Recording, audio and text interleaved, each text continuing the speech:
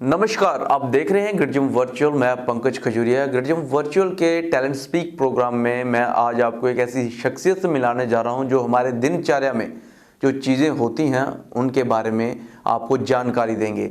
लेकिन इस बातचीत को मैं आगे बढ़ाऊं, आपसे अनुरोध रहेगा कि अगर आइज से लेके आंखों से संबंधित अगर आपकी कोई प्रश्न है, कोई विचार हैं, तो ज़रूर कमेंट सेक्शन में कमेंट करके बताइएगा, क्योंकि आज के जो हमारी बातचीत है टैलेंट स्पीक में ये आंखों के संबंधित जानकारी को लेके हैं। जिस प्रकार से आज के दौर में और स्पेशली मैं बात करूं गैजेट्स का हम इस्तेमाल करते हैं और पोस्ट कोविड-19 के बाद हमारी निर्भरता जो है, हमारी डिपेंडेंसी जो है वो गैजेट्स पे ज़्यादा निर्भर हो चुकी है। तो इस सारी चीज़ों में बातचीत करने के लिए हमारे साथ आज हमारे स्टूडियो में डॉक्टर सुमेरु रैना जी, जो ऑप्थेमोलॉजिस्ट हैं और आई स्पेशलिस्ट हैं। डॉक्टर सुमेरु रैना जी, आपका हमारे चैनल में हार्दिक स्वागत है। सर नमस्कार पंकज जी। नमस्कार सर। जिस तरीके से आज की डेट में मैंने कहा कि हमारी डिपेंडेंसी काफ़ी ज़्यादा गैजेट्स के ऊपर है और खासूसन तौर पे हम नौजवान और बच्चों की बात करें तो मोबाइल से आज की डेट में स्टडी हो रही है, वर्क फ्रॉम होम हो रहा है। तो इन सारी चीज़ों का अगर हम देखें तो आइज़ के ऊपर कोई असर रहता है, कुछ दिक्कत होती है इन सारी चीज़ों से? बिल्कुल 100%। जैसे हमने देखा है पिछले कुछ जो दौर था, कोविड में बड़ा टफ टाइम रहा और बच्चों को स्कूल से ही मोबाइल्स पे, लैपटॉप्स पे, स्क्रीन पे काफ़ी टाइम व्यतीत करना पड़ा और अपनी जितनी भी क्लासेस थी वो उस पर जितने भी नोट्स थे, जितने भी पेपर्स, बुक्स, सब मोबाइल के ऊपर ही पढ़ने पड़े।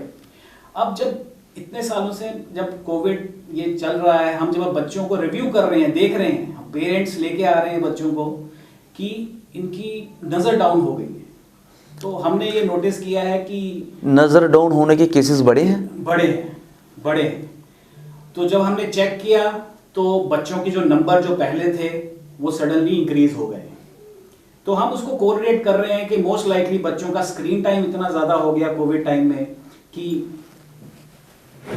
जो बच्चों के नंबर थे वो सडनली चेंज हो गए। बच्चों को क्लास, जैसे ही उनकी क्लासेस शुरू हुई, जैसे ही बच्चों स्कूल जाना शुरू किए, जी, बच्चे हमारे क्लिनिक्स में आ गए, पेरेंट्स लेके आ गए कि डॉक्टर साहब इनको ब्लैक बोर्ड पे कम दिख रहा है। कोविड से पहले उनको ठीक दिखता था, लेकिन जब हमारे पास आने लगे पोस्ट कोविड, जब उन्होंने स्कूल फिर से शुरू हुए जी, तो नंबर्स में डेफिनेटली चेंजेस थे।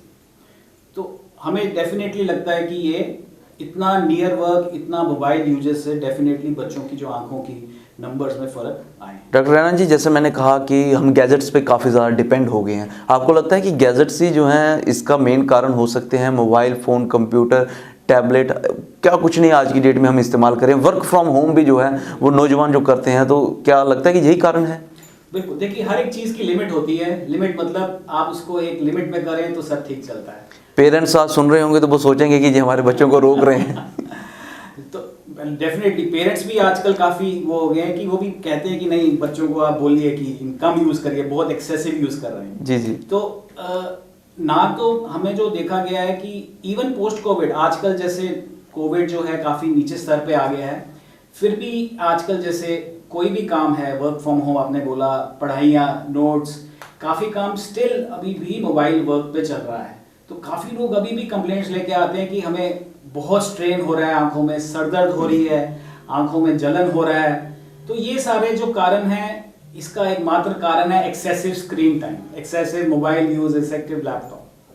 तो मेरी तो राय है, जो काम आपको बुक्स में आप कर सकते हैं या अच्छे स्क्रीन पे कर सकते हैं, जैसे लैपटॉप, मतलब अगर उसका सब्स्टिट्यूट है तो आप अवॉइड करें जितना। तो अवॉइड करें। मोबाइल तो 100% में आपको रीडिंग के लिए बना ही नहीं है, ना मैं एडवाइस करता हूँ कि उसमें आपको पढ़ना चाहिए, क्योंकि उसमें इतना छोटा होता है कि आपको बहुत फोकस करना पड़ता है, बच्चों को बहुत फोकस करना पड़ता है। और आस्ता आस्ता बच्चों में जब कॉन्स्टेंटली वो दिनचर्या एक रूटीन बन जाती है तो हेडेक होना, आंखों में स्ट्रेन पड़ना, वो सारी चीज़ें प्रॉब्लम शुरू होती है। एक नॉर्मल बात हो सकती है। नॉर्मल बात होती है। और कभी कभार कुछ लोगों को तो इतना सीवियर हो जाता है कि वो 2 मिनट किताब या कोई चीज़ अपनी आंखों के आगे लाते हैं, वो एकदम आंखें बंद कर लेते हैं।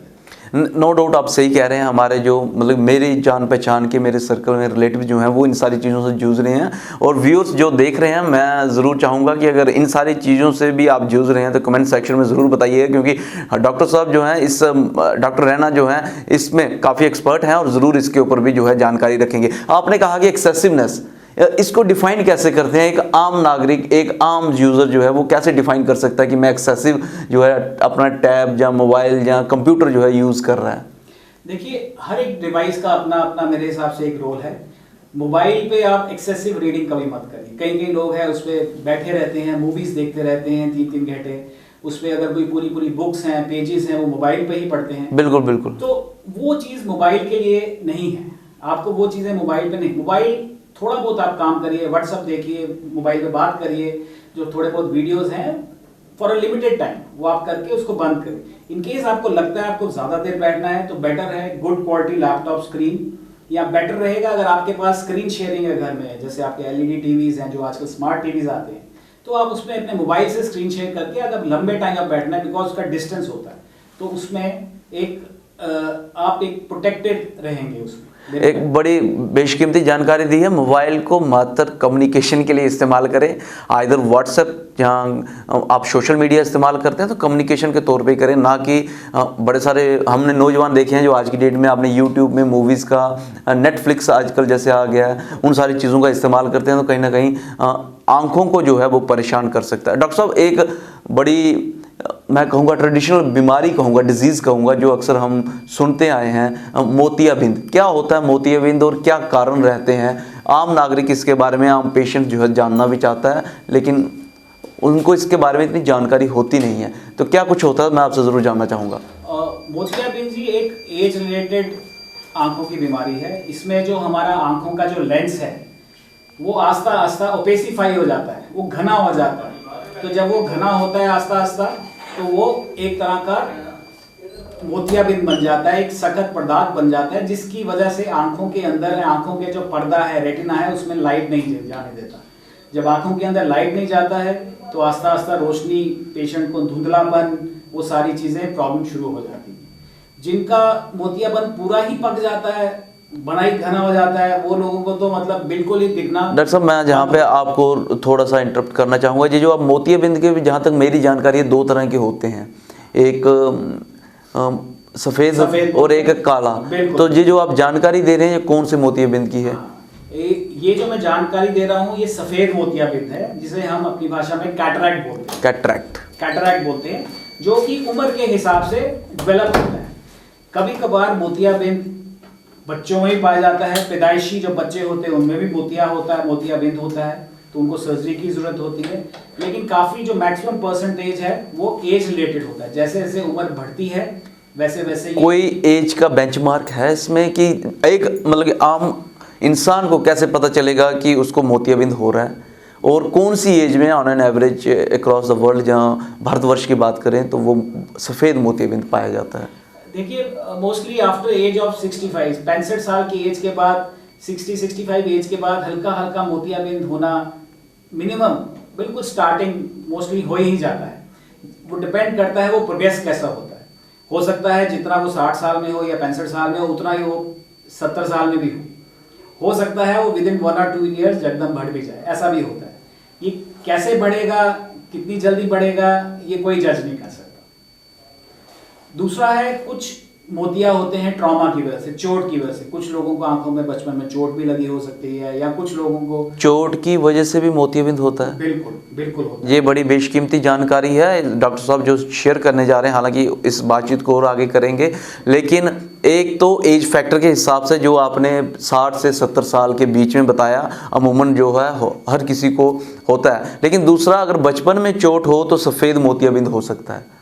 जी जी, बचपन में चोट हो या बड़े होके कहीं भी कोई भी रोड ट्रैफिक एक्सीडेंट हो, तो कभी कभार मोतियाबिंद जो अगर लेंस पे चोट लगी हो तो वो जकदम ओपेसिफिकेशन हो जाती है, वो जकदम एक मोतिया की शक्ल ले सकता है। तो उसके लिए तो जो ट्रीटमेंट जो ऑप्शन रहता है वो सर्जरी ही रहता है, क्योंकि उसी से जब हम मोतियाबिंद को निकालेंगे, एक आर्टिफिशियल लेंस अंदर बैठाएंगे, उसी से लाइट अंदर जाएगा और पेशेंट को विजन। डॉक्टर साहब, मैं ट्रीटमेंट पे भी आऊँगा, लेकिन कारण क्या रहता है मोतियाबिंद का? ये तो हो गया एक जनरल, आपने बताया कि एज के साथ हो जाता है, लेकिन उसके पीछे कोई तो रीज़न होता होगा। एक आम नागरिक को कैसे पता चलेगा कि उस रीज़न को अगर हम अवॉइड करें तो मोतियाबिंद से बच सकते हैं? देखिए, हमने अपनी प्रैक्टिस में जो देखा है, मोतियाबिंद का कारण जो देखिए, पहला तो मुझे ऐसा लगता है जो लोग खेतों में, जो जमींदारी, जो बाहर धूप में सारा दिन मेहनत मशक्कत करते हैं, उनको ये मोतियाबिंद काफ़ी जल्दी प्रोग्रेस होता है। इसका कारण मोस्ट लाइकली सूरज की जो अल्ट्रावायलेट रोशनी है, जो एक तरह से घातक होती है लेंस के लिए, वो लेंस को डैमेज करके एक मोतियाबिंद की शक्ल ले लेती है। और जितना ज़्यादा वो बाहर काम करेंगे विदाउट प्रोटेक्शन, विदाउट आंखों की प्रोटेक्शन के, तो मोतियाबिंद तेज़ी से बढ़ता जाएगा। हमने तो अपनी प्रैक्टिस में ऐसे लोग भी देखे हैं जो 40-40 साल की उम्र में ही मोतियाबिंद की शिकार तो हम उनसे पूछते हैं भी आप क्या ऐसा करते हो, क्या है, हम कोशिश करते हैं निकालने का, निचोड़ क्यों हुआ इनको मोतिया। तो बड़ा कॉमन सी एक चीज़ है कि जो हम एक जमींदार लोग हैं, हम सारा दिन धूप में काम करते रहते हैं बिना प्रोटेक्शन के, तो हम एक चीज़ को रिलेट करते हैं कि ये भी एक कॉमन चीज़ है जिससे कि मोतियाबिंद हो सकता है। इससे अवॉइड कैसे किया जा सकता है? अगर आपने कहा कि बाहर धूप में, अब जनरली देखें तो हर कोई धूप में ही बाहर जाना पड़ता है दिनचर्या के लिए, अपनी लाइवलीहुड के लिए, तो बाहर जाना ही पड़ेगा। अवॉइड कैसे किया जाए? देखिए, जैसे काफ़ी स्किन को बचाने के लिए अल्ट्रावायलेट रोशनी जो सूरज की जो स्किन को डैमेज करती है, उसको बचाने के लिए काफ़ी सारे स्किन लोशंस हैं, ये सारी चीज़ें हैं। वैसे ही आंखों की रोशनी को या लेंस को या आंखों के अंदर सूरज की हार्मफुल किरणें ना जाएं, उसके लिए आप एक बेसिक जो चश्मा है, अल्ट्रावायलेट जो रेज हैं, जो लेंसेज होते हैं, जो उसको काटते हैं, जो उसको रोकते हैं आंखों के अंदर जाने से, वो आप बेसिक एक पहन सकते हैं। अगर आप कड़ी धूप में आप जा रहे हैं, बाहर जा रहे हैं, तो बाहर अगर कड़ी धूप में जा रहे हैं, कोशिश करिए एक अम्ब्रेला हो या कुछ ऐसी या कैप हो जिससे कि आपके फेस जो है उसके ऊपर डायरेक्ट। हमारे इधर अगर कोई ऐसा करेगा लोग बोलेंगे अंग्रेज आ गया, लेकिन एनी हो, जोक्स अपार्ट, अगर आप मोतियाबिंद से बचना चाहते हैं तो ये सारी चीज़ें जो हैं वो करनी पड़ेंगी। आपको लेंस के साथ साथ जो है अम्ब्रेला का इस्तेमाल करना पड़ेगा। काला मोतियाबिंद क्या होता है? वो भी सेम होता है या दोनों में डिफरेंस क्या है? दोनों में बहुत अंतर है। काला मोतिया जो है, जिसे अपनी भाषा में हम ग्लोकोमा बोलते हैं, तो ये एक ऐसी बीमारी है आंखों की, लोगों को पता नहीं लगेगा कि रोशनी, आंखों की रोशनी कब चलेगी। लोगों को लगेगा कि हाँ, हम अभी जाते हैं चेकअप कराने, अभी जाते हैं, लेकिन जब तक वो हमारे पास आते हैं तो रोशनी पूरी चली गई होती। पीछे की जो नस होती है, जो कि काले मोती की वजह से पूरी डैमेज हो गई होती है, हम उस स्टेज पे कुछ नहीं कर सकते। काला मोतिया एक ऐसी बीमारी है, उसमें आंखों का प्रेशर जो होता है वो कभी कभार बढ़ जाता है, और वो बढ़ा हुआ प्रेशर लोगों की नॉलेज में नहीं होता, उनको पता नहीं होता, क्योंकि वो चेकअप नहीं कराने जाते।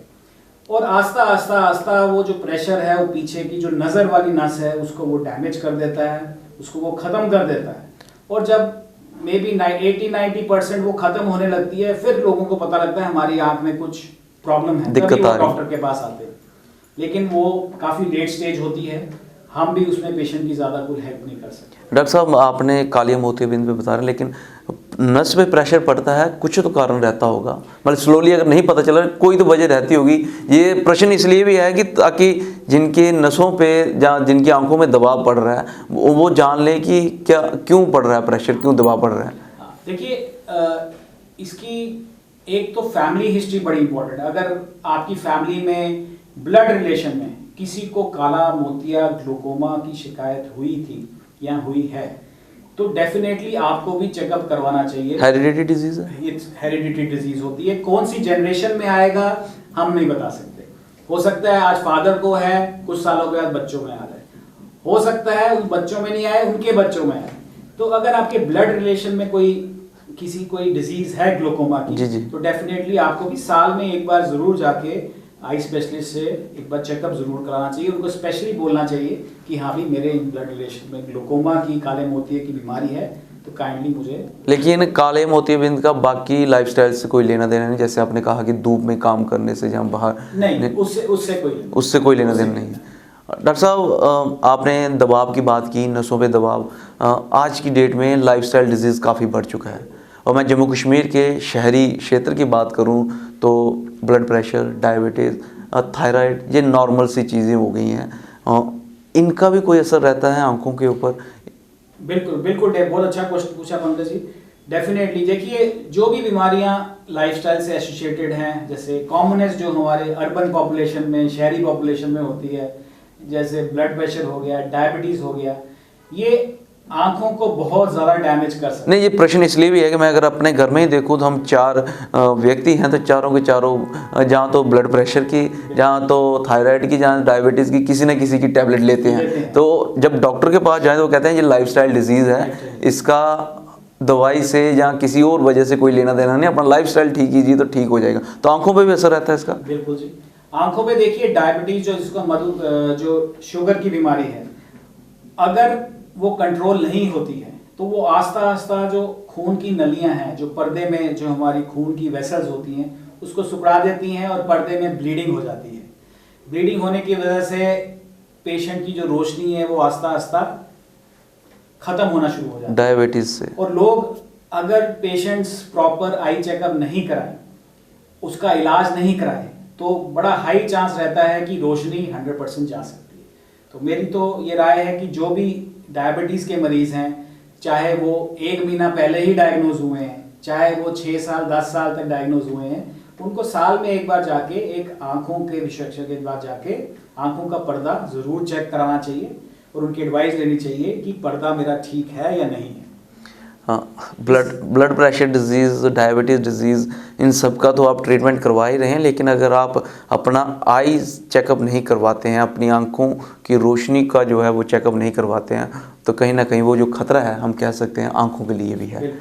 डॉक्टर साहब, आपने इतनी बेशकीमती जानकारी दी, लेकिन एक आम व्यक्ति इन सारी बीमारियों से कैसे दूर रहे? क्या रूटीन में वो अपने चीज़ों को अडॉप्ट करे सो दैट कि जितना कम हो सके ये बीमारियां आंखों की उसको लगें? उसके लिए भी कोई ना कोई तो आपकी साइंस ने ऐसा सजेस्ट किया होगा। देखिए, मोस्टली तो हेल्दी लाइफस्टाइल से ही सारी चीज़ें सॉल्व हो जाती। ना तो आंखों की बीमारियां तो हैं, बाकी जो जिस्म की बाकी जो बीमारियां हैं वो भी एक हेल्दी लाइफस्टाइल से, हेल्दी ईटिंग से, प्रॉपर एक्सरसाइज से, अपनी रूटीन को फॉलो करना, उसी से वो एक तरह का बैलेंस बना रहता है बॉडी में।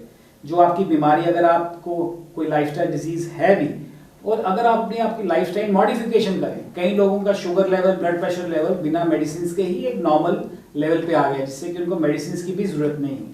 तो मोस्ट लाइकली जो है आप क्या खाते हैं, ठीक है। अगर आपको लगता है कि आपको डायबिटीज़ है या आपकी फैमिली में डायबिटीज़ है या फैमिली में ब्लड प्रेशर है, तो या आपको वो डायग्नोस हुआ है, तो डेफिनेटली आप एक डाइटिशियन से कंसल्ट करके एक अपना प्रॉपर डाइट चार्ट फॉलो करिए, जिससे कि आपका जो ये ब्लड प्रेशर, डायबिटीज़ का जो लेवल है वो एक बड़ा ही संतुलन, बैलेंस्ड वे में बिल्कुल नॉर्मल चलता रहे और आपकी बाकी बॉडी के ऑर्गन्स इंक्लूडिंग आई, आंखों के, उसको कोई डैमेज ना हो। डॉक्टर साहब, आप तो जानकारी बड़ी बेशकीमती दे रहे हैं, लेकिन प्रॉब्लम यही है कि लाइफस्टाइल को बैलेंस कैसे किया जाए, और ख़ासकर आज की डेट में जब सारी चीज़ें डिजिटलाइज्ड हो रखी हैं और इसके साथ साथ भाग दौड़ बहुत है। यानी वो ये लगभग कितनी फ्रिक्वेंसी में आइज़ का चेकअप करवाना ज़रूरी है? अगर आपकी आइज़ भी बिल्कुल सही हैं फिर भी चेकअप कराना ज़रूरी है कि कैजुअल लेना ज़रूरी है? देखिए, अगर आपकी आइज बिल्कुल नॉर्मल है, कोई आपको प्रॉब्लम नहीं है, साल में एक बार चेकअप कराना जरूर करवाएं, जरूरी है। क्योंकि कुछ चीज़ें ऐसी होती हैं कि वो आपको लगता है नॉर्मल, लेकिन वो जो आप चेकअप कराते हैं तभी पकड़ में आती हैं। जैसे कि मैंने बताया, एक काला मोतिया, वो पेशेंट को लगेगा सब नॉर्मल है, हम जब आंखों का प्रेशर चेक करते हैं वो बढ़ा हुआ होता है। तो ये सारी चीज़ें तभी आएंगी जब आप अपनी आंखों का चेकअप कराएंगे। एनुअली एक बार जरूरी है। और अगर कोई बीमारी निकलती है आंखों में, फिर आपको जो आपका विशेषज्ञ है वो बताएगा आपको कितनी देर के बाद आंखों का चेकअप कराना है। लास्ट में ज़रूर जानना चाहूँगा, क्या संदेश, मैसेज देना चाहेंगे स्टूडेंट्स के लिए? क्योंकि आपने आइज़ का तो बताया, लेकिन उनको अपनी स्टडी भी जो है उसमें भी एक्सेल करना है और माता पिता पे भी ये प्रेशर रहता है। तो क्या मैसेज देंगे कि किस तरीके से वो इन सारी चीज़ों को बैलेंस करें, स्टडी भी डिस्टर्ब ना हो और डिपेंडेंसी भी बनी रहे और उनकी जो आइज़ की जो हेल्थ है वो भी एट पार रहे? देखिए, मुझे ऐसा लगता है आज की डेट में स्क्रीन टाइम तो कम होना बहुत ही मुश्किल है। अगर आप चाहें भी तो शायद ही कम होगा, क्योंकि सारी पढ़ाइयाँ जो भी आप कर रहे हैं ऑनलाइन, वो सारी चीज़ें आपके मोबाइल्स पे हैं, आपके लैपटॉप्स पे हैं। तो आपको प्रिकॉशन लेना है कि आप कैसे ही जो भी आप काम कर रहे हैं वो आपको कम डैमेज करे। एक तो ब्लू प्रोटेक्ट जो ग्लासेस आते हैं, जिससे कि ब्लू रेज जो डैमेज कर सकती है आई को, वो आप पहनिए जब भी आप स्क्रीन टाइम में हो। दूसरा है कि आपका जब भी आप बैठ रहे हैं कंटिन्यूस मत बैठिए। जैसे कई लोग होते हैं 2-2, 3-3 घंटे कंटिन्यूसली स्क्रीन पे बैठे रहते हैं। कोशिश करिए यार 10 मिनट के बाद थोड़ा 1 मिनट का ब्रेक ले लें। ब्रेक मतलब आप स्क्रीन पे देख रहे हैं, थोड़ा सा नजर उठा के आगे पीछे देखिए, अगर थोड़ा चल सकते हैं तो वो बेटर रहता है। ठीक है, तो ये जरूर फॉलो करिए। और तीसरी बात, लोग जब भी स्क्रीन पे बैठते हैं आंखों को झपकाना भूल जाते हैं, और जब आंखों को झपकाना भूलते हैं तो आंखों के आगे जो परत होती है, जो हमारे टीयर फिल्म होती है, वो उड़ जाती है, और जब टीयर फिल्म उड़ जाती है तो ड्राइनेस की प्रॉब्लम हो जाती है। तो ये भी बड़ा इंपॉर्टेंट पॉइंट है कि जब भी आप स्क्रीन पे हो तो आंखों को झपकाना मत बोलिए, उसको फ्रीक्वेंटली झपकाते रहिए, ताकि आपकी जो टीयर फिल्म है आपको ड्राइनेस का इश्यू ना बने। आंखों के झपकाने पे बात कर रहे थे, मैं तो इस लाइन से पहले मैं भी नहीं झपका रहा था, लेकिन अभी उसके बाद मैंने 10 बार मैंने झपका दी। एंड वो बड़ी बेशकीमती जानकारी दी है, बहुत बहुत धन्यवाद, आपने अपना इतना बेशकीमती समय निकाला। तो आप सुन रहे थे डॉक्टर सुमेरु रैना जी को, और उन्होंने साफ तौर पे कहा कि अगर आपकी आइज सही हैं, आई साइट सही है, फिर भी एनुअली एक बार जरूर चेकअप करवाएं, और जितना हो सके इतना प्रोटेक्टिव ग्लास के साथ काम कीजिए। चाहे आप फील्ड में कर रहे हैं, जहां आज की डेट में डिजिटलाइज जमाना हो रखा है, मोबाइल पे हैं, टैब पे हैं, कंप्यूटर पे हैं, तो अपना प्रोटेक्टिव जो ग्लासेस होते हैं वो लगा के रखिए। और बड़ी जानकारी ये भी दी कि जब भी आप काम कर रहे होते हैं स्क्रीन के ऊपर, कोशिश कीजिए कम से कम समय में हो, और उसमें भी ब्रेक लेके और आंखों को चिपकाते रहिए। बहरहाल बड़ी बेशकीमती जानकारी दी। आपकी इसके बारे में क्या राय है? जहाँ आप इस तरीके की दिक्कत फेस करते हैं, जहाँ आप इस दिक्कत से निजात पाना चाहते हैं, तो इन सारे सवालों का जवाब जो है वो डॉक्टर सुमेरु रैना जी से मिलेगा। और ज़रूर इन सारे सवालों को आप जो है कमेंट सेक्शन में रखिएगा। वीडियो को अधिक से अधिक लाइक व शेयर करना ना भूलिएगा। अगली अपडेट के लिए जुड़े रहेंगे गर्जम वर्चुअल के साथ। मैं पंकज खजुरिया, जय हिंद।